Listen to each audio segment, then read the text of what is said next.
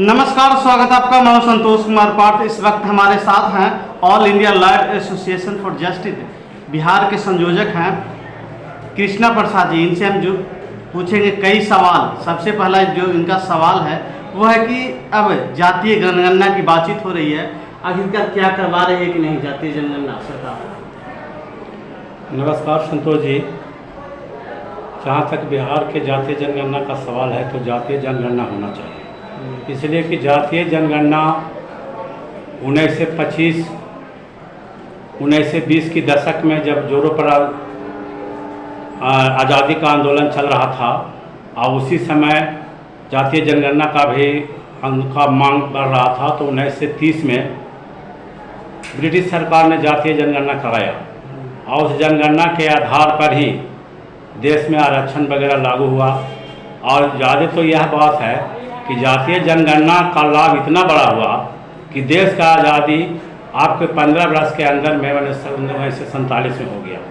तो जातीय जनगणना से देश में सामाजिक बहुत जोरों पर जातीय सामाजिक का विकास बहुत जोरों पर होता है और देश का विकास बहुत जोरों पर होता है। इसलिए सभी जाति का स्थिति क्या है इसका आकलन गणना होना बहुत अनिवार्य है, उससे देश का और समाज का विकास होता है। इसलिए जातीय जनगणना के पक्ष में इलाज है, जातीय जनगणना हो।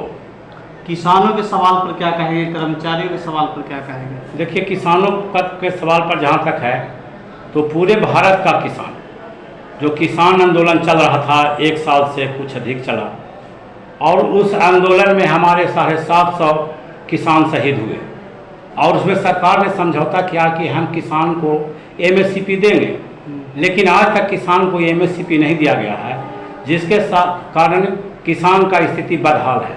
जैसे जानिए आप 1972 में लीजिए कि 1 क्विंटल चावल का कीमत था 100 रुपया और उस समय एक ओवरसीयर का वेतन था 250 रुपया। तो 250 रुपया मैंने 2.5 क्विंटल चावल, तो 2.5 क्विंटल चावल में एक इंजीनियर का पेमेंट होता था। आज कम से कम तो वेतनमान है 25,000 रुपया, तो सबसे लो पेमेंट, तो 25,000 में समझिए कि किसान का के क्विंटल 20 क्विंटल 25 क्विंटल चावल चला जाता है। तो किसान के साथ नाइंसाफ़ी हुआ है। इसलिए इस इंसाफ़ी के लिए पूरे देश का किसान फिर से एकजुट होकर के एमएसपी के लिए आंदोलन करने के लिए तैयार है और उसको साथ मजदूर भी अपना उसमें साथ निभाएगा। इसलिए कि मजदूर का भी सारा खाना पूर्ति रहन सहन किसान के साथ ही होता है।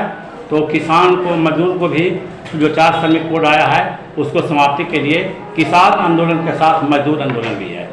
जानना चाहें क्या लगता है कि बिहार विकास के श्रृंखला में आगे जा रही है? देखिए, बिहार आप इससे पहले के सरकार से तुलना करिए तो राबड़ी जी की सरकार को और लालू जी की सरकार को लोग जंगल राज कहता था, लेकिन विकास का जो पूरे देश का पायदान था तो उस पायदान में बिहार भारत में 20वां स्थान पर 21वां स्थान पर बिहार था।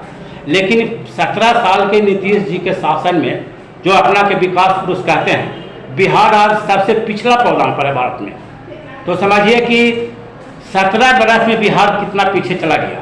हम लोग देखते हैं कि नीतीश जी रोड बना दिए, ये चीज़ बना दिए, लेकिन मनुष्य का कि जो पुरुष है, पुरुष का विकास 2 चीज़ देखता है। पुरुष को चाहिए रोड और रोजगार। तो रोड तो कुछ बना, रोजगार तो पुरुष का एकदम नहीं मिला। महिला को विकास चाहिए, स्वास्थ्य और शिक्षा, उसका बेटा पढ़ जाए और उसका बेटा को कोई रोग नहीं होवे, इसके लिए स्वास्थ्य। तो स्वास्थ्य को नीतीश कुमार ने प्योर खा गए और शिक्षा और स्वास्थ्य में बिहार सबसे पिछला पायदान पर है और देश में सारा पिछला पायदान पर है। इसलिए पहले की तुलना में बिहार बहुत पीछे चला गया है, जिससे हम लोग यह आंकते हैं कि पहले से आगे गया। पहले से आगे कैसे गया? यदि 20वां स्थान पर था पहले, तैयार जाता 12, 10, 8 पर, तब भारत में आ गया था। ये चला गया 28, 29, 30 पर सबसे पीछे। तो यह आकलन दूसरे स्टेट से कीजिए। आप जा करके बगल के आप झारखंड देखिए ना, आपसे बहुत आगे चला गया।